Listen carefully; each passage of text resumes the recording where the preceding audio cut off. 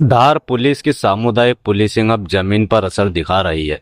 वर्षों से शस्त्र निर्माण में लगे सिकलीगढ़ समाज ने अवैध हथियारों से तौबा करते हुए बच्चों को शिक्षा की राह पर मोड़ दिया है। समाज के प्रतिनिधि खुद पहुंचे पुलिस अधीक्षक कार्यालय और जताया आभार। धार जिले में पुलिस उप महानिरीक्षक और पुलिस अधीक्षक मनोज कुमार सिंह के नेतृत्व में एक नई पहल ने असर दिखाना शुरू कर दिया है। सामुदायिक पुलिसिंग के तहत गंदवानी के बारिया और मनावर के सिंगाना गांव में हुई खाटला बैठक का प्रभाव साफ नजर आने लगा है। सिकलीगढ़ समाज के प्रतिनिधि मंडल ने पुलिस अधीक्षक कार्यालय पहुंचकर मनोज सिंह का आभार व्यक्त किया। उन्होंने बताया कि वर्षों से शस्त्र निर्माण उनकी परंपरा रही है, लेकिन आधुनिक कानून और रोजगार की कमी ने कुछ लोगों को अवैध गतिविधियों की ओर धकेल दिया।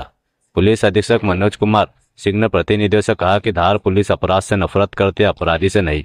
उन्होंने स्पष्ट किया कि अवैध शस्त्र निर्माण तस्करी करने वालों के खिलाफ सख्त कार्रवाई जारी रहेगी, लेकिन जो समाज अपराध छोड़कर आगे बढ़ना चाहता है उसके साथ पुलिस कंधे से कंधा मिलाकर खड़ी है। यह पहल दर्शाती है कि अगर प्रशासनिक इच्छा शक्ति हो और संवाद की भाषा अपनाई जाए तो सबसे कठिन बदलाव भी मुमकिन है।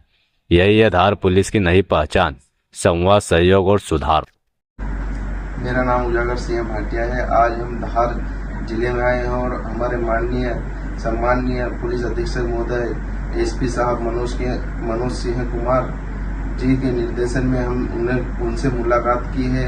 जैसे ही अतिथि शिक्षक के ऑनलाइन फॉर्म भर रहे हैं, हमने चारों ने ऑनलाइन फॉर्म भरे हैं और सीओ साहब से भी हमारी मुलाकात हुई है। उन्होंने कहा है कि निश्चित ही जो आप प्रक्रिया कर रहे हो उनमें हम आपका सहयोग करेंगे और जो भी पढ़े लिखे युवा हमारे साथी हैं उनसे भी हमारी अपील है कि शासन के द्वारा और एसपी साहब के द्वारा अच्छी मुहिम चल रही है हमारे खिलाफ। जो ड्राइवर के लिए भर्ती निकाली है, प्रयास चल रहा है, होम गार्ड के लिए प्रयास चल रहा है, उनमें भी उनकी भर्ती करेंगे।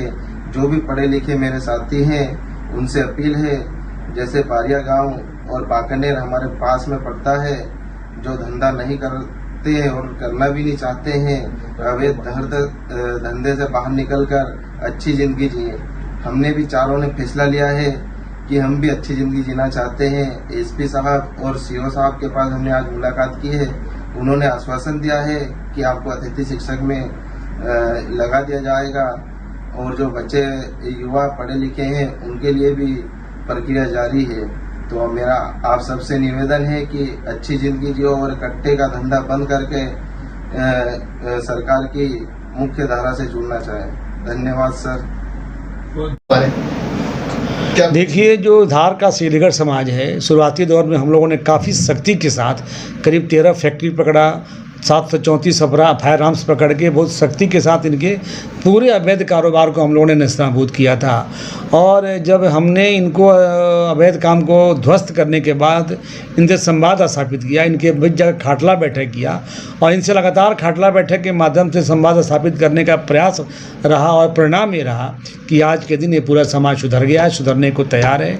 सब बच्चों को हम अतिथि शिक्षक में लगा रहे हैं, लोग ड्राइवरी करना शुरू कर दिए हैं, अपने बिजनेस करना शुरू कर दिए हैं। और कुल मिलाकर के हमारे खाटला बैठक से संवाद स्थापित करने से जो पूरा सिकलीगढ़ समाज है एक सकारात्मक सोच के साथ अपने माइंड सेट को चेंज किया है, दृष्टिकोण को परिवर्तन किया है और समाज के मुख्य धारा से जुड़े हुए हैं, जिससे मुझे खुशी है कि ये लोग आज के दिन में अपने पुराने जो पुश्तैनी के धंधे थे अवैध शस्त्र निर्माण करना, उनसे अलग होकर के एक अच्छा जीवन जी रहे हैं। सर, ये कहाँ पर अपने जो शस्त्र ये सप्लाई करते थे, अब अपराध की क्या स्थिति है?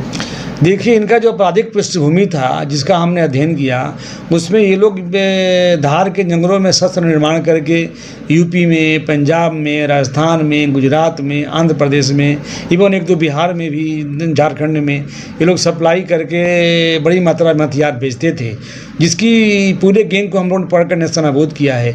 आपको मालूम होगा कि हमने तो एक बार में 151 अवैध हथियार पकड़े हैं, बड़ी गैंग को ट्रेस किया है।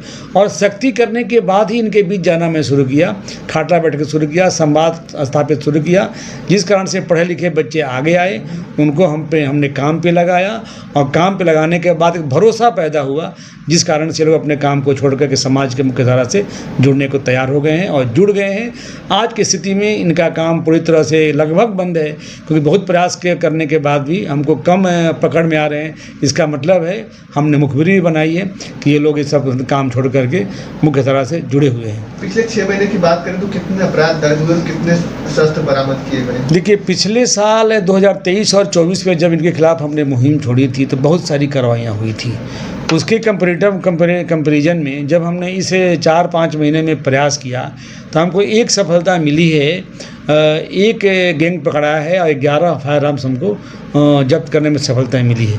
इसका कारण ये नहीं है कि हमारा प्रयास नहीं हुआ है।